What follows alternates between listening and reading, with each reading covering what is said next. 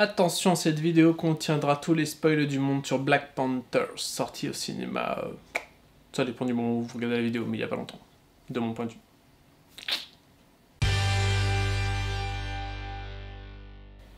Bien. Rarement, un film du Marvel Cinematic Universe n'a été aussi politique que Black Panthers.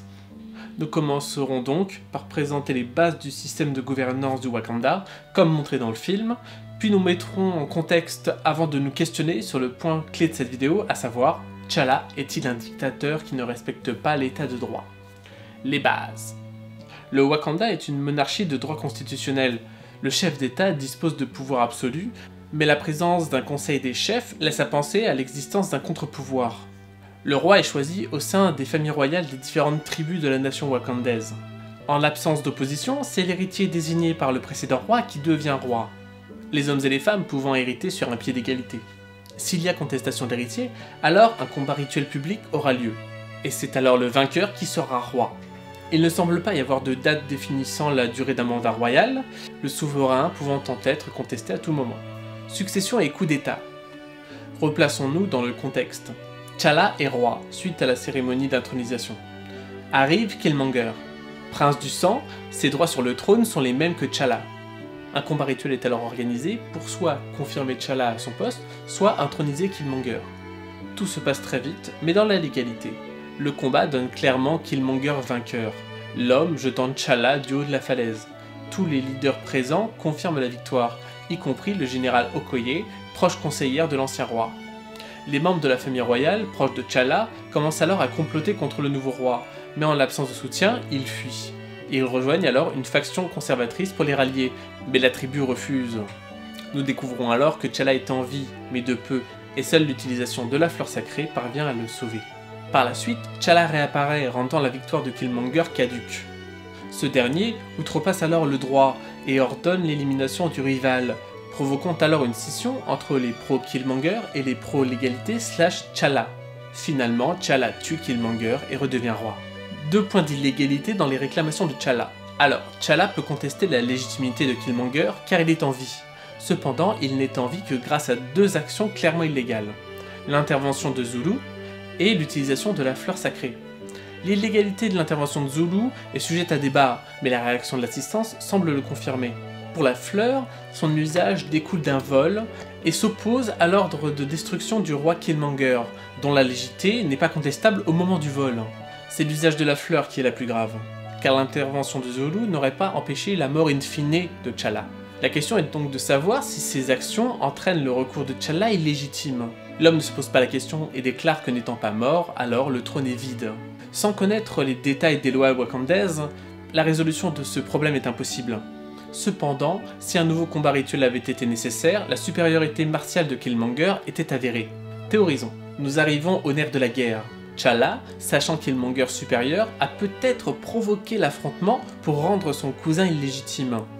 Les leaders de la nation wakandaise, disposant de communicateurs, rien n'empêchait T'Challa de contester la légitimité de son cousin auprès d'eux et de réclamer un nouveau combat rituel. La volonté de T'Challa d'empêcher la mise en place de la politique agressive de Killmonger a peut-être précipité la confrontation directe. Mais même dans ce cas, sa démarche est branlante. Il est peu probable qu'une nation construite autour du droit obéisse, en temps de guerre, à un chef qui ne soit pas pleinement légitime, d'autant que Killmonger est clairement vu comme un Wakandais partiel de par ses origines américaines. La preuve en est la défection immédiate de la générale Okoye, ainsi il est probable qu'un ordre d'un conseil de régence aurait suffi à empêcher la livraison des armes en vibranium. T'Challa a-t-il sciemment provoqué l'affrontement pour qu'il n'y ait pas de nouveau combat rituel? La question se pose. Mais laissons le bénéfice du doute à T'Challa. Il n'empêche qu'étant un prince élevé pour régner, il doit connaître la loi sur le bout des doigts. Ainsi, une fois le combat contre Killmonger fini, le prince laisse ce dernier mourir, car Killmonger ne veut pas finir sa vie en prison. Mais pourquoi aurait-il fini en prison? Son ordre d'élimination de T'Challa par les zones de N'Jobu est-il si répréhensible que cela? Killmonger peut le croire, mais T'Challa ayant utilisé la fleur pour survivre, c'est sans doute que sa position est également répréhensible. L'hypothèse d'un T'Challa laissant délibérément Killmonger mourir, ne réfutant pas ses affirmations sur son avenir carcéral, ressemble beaucoup à l'élimination d'un opposant déguisé. Si cela est confirmé, alors T'Challa n'est-il pas qu'un dictateur? Et la dissimulation de faits, l'utilisation de la fleur, n'est-il pas une falsification de l'état de droit? T'Challa, un traître? Pour finir, une dernière question. En admettant la bonne foi et le bon droit de T'Challa, sa victoire militaire ne tient que grâce à l'intervention de la tribu du gorille, tribu conservatrice, ralliée en présentant Killmonger comme un monarque qui dévoilera au monde la véritable puissance du Wakanda. Chose que fera T'Challa à la fin du film. De façon plus pacifique, mais la révélation est la même. Demandons-nous donc si la tribu du gorille aurait également soutenu T'Challa sachant cela, et demandons-nous si cela fut volontairement caché par T'Challa afin de disposer d'un allié puissant contre Killmonger. Voilà, cette vidéo pose beaucoup de questions, mais ne donne aucune réponse au final. Tout cela découle de questions que je me suis posées en regardant le film, et cela est proprement excellent. Aucun film Marvel ne m'ayant jamais poussé aussi loin dans ma réflexion sur la politique de l'univers. Je vous invite à me donner votre avis sur ces questions-là dans les commentaires. Je pense personnellement que T'Challa n'est pas un dictateur, même si ses actions dans le film laissent à douter de la légalité de sa prise de pouvoir. Je vous invite également à vous abonner à la chaîne, à liker, partager, à me rejoindre sur Facebook ou Twitter. Je m'arrêterai là pour le moment. Demain, je vous proposerai sans doute une critique plus générale du film. En attendant, je vous dis salut. Salut!